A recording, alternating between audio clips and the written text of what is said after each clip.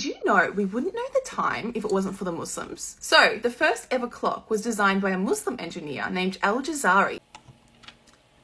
All right, ladies and gentlemen, you guys remember that song? Sometimes I feel like a nut, sometimes I don't. Well, in this case, sometimes I feel like a blonde, sometimes I'm dumb.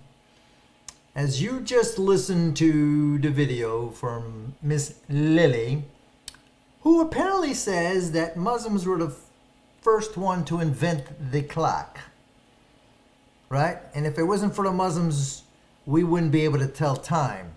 Well, let's see if that's correct. I went to my trusty pal Grok and I said, was the first clock invented by a Muslim? Or is this just wishful Muslim thinking?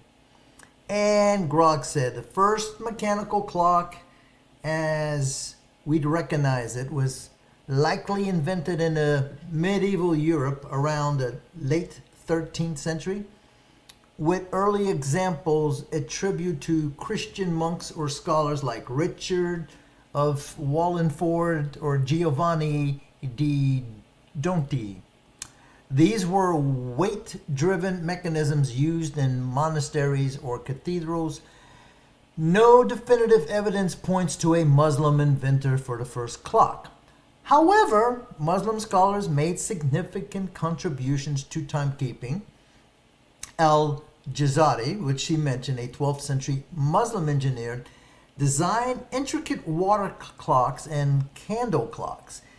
Detailed in his book of knowledge of ingenious mechanical devices, which I am pretty sure he got from the books that were found in the Library of Alexandria, where the Muslims conquered. These were advanced for the time, but built on earlier traditions from the Greeks, the Persians, and the Chinese sources. So, ladies and gentlemen, these were not novel inventions.